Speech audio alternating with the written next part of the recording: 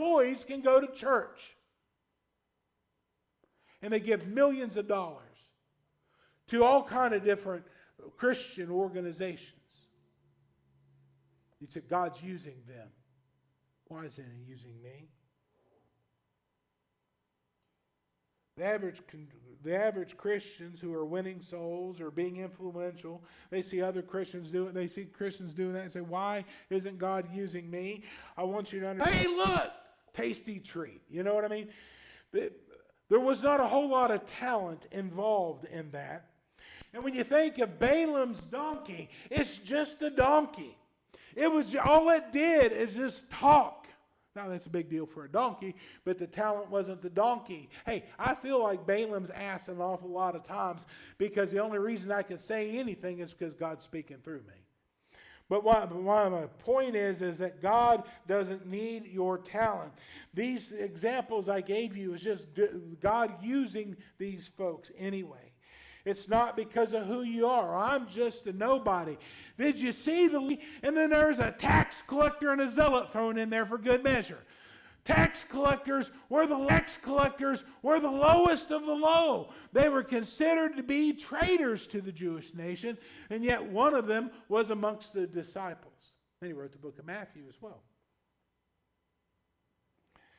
You remember the story about the little servant girl who told Naaman about the prophet in Israel.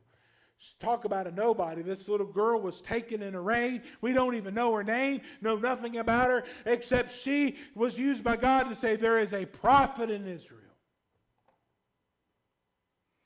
It's not because of who you are, and it's not because of your past. You ever heard of Bathsheba?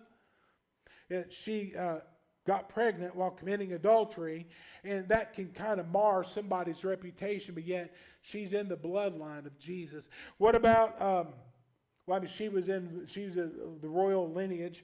What about in the temple and prophesied over him? God didn't spare her and say, I can't use her, she's too old. Well, forgive me of any sin. It's not that I've been forgive me of any sin. It's not that I've been out cavorting around and doing a bunch of wicked things. It might be that my attention has been turned from what it should have been. I may have not have been as dedicated about doing something. Whatever it is, I don't want there to be anything between me and God so that God will be using me to the fullest of its capability.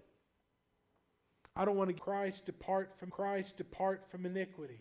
The word iniquity is another fancy word of saying sin. If you are called a Christian, if you're born again, you should not be wallowing like a pig in slop in your sin. But in a great house there are vessels of gold and of silver, but also of wood and of earth, and some to honor and some to dishonor. If a man therefore purge himself from, do not. I take that glass and I put it in the sink. What the apostle here is saying, that in a great house, there's fancy china, and then there's common stuff. And if you will purge yourself from your sin, then you can be used of God. If God goes and He says, I want somebody to do a work for me, and He grabs you, and He looks in the body to do a work for me, and He grabs you, and He looks in the bottom of your life, and He sees the iniquity that's there. He's going out and committing adultery on my life. Those are a little bit different, you understand. What I'm saying is that when you have an attitude of rebellion against God and say, I'm going to go and sin, don't expect God to show up and do great works in your life. You got to get cleaned up first. But the thing is God will use those people in spite of themselves on a case-by-case basis. But those in the Bible that God uses will have purged themselves from their iniquity. So the first step, if you're wondering why God isn't using you, is that you might have sin in your life. Number two, you won't surrender.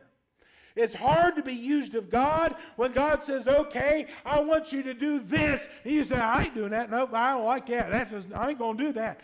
If you look at Jonah chapter 1, verses 1 through 3. Now the word of the Lord came to Jonah, the son of Amittai. Could have been that Jonah had family. He was murdered by the Assyrians. They make the Nazis look warm and fuzzy. I'm just going to say, in their carvings they had to celebrate their victories, they would show themselves sawing people in half. They would go and chop off everybody's hands. And they would just do all this evil. That's if somebody surrendered. And if they didn't surrender, they got it even worse. From the presence of the Lord. God said, go. Jonah said, God said, go. Jonah said, no. Guess what? No. Guess what, Jonah? As long as you're in rebellion against God, you're not going to be used of God, because He can't. God has a way of helping you change your mind using things like the whale here for Jonah, and storms, and things like blindness and light from the heavens for the Apostle Paul. But it's still our decision. God just helps us understand. Those the Christians go to church, they say no. God says you need. Those the Christians go to church, they say no.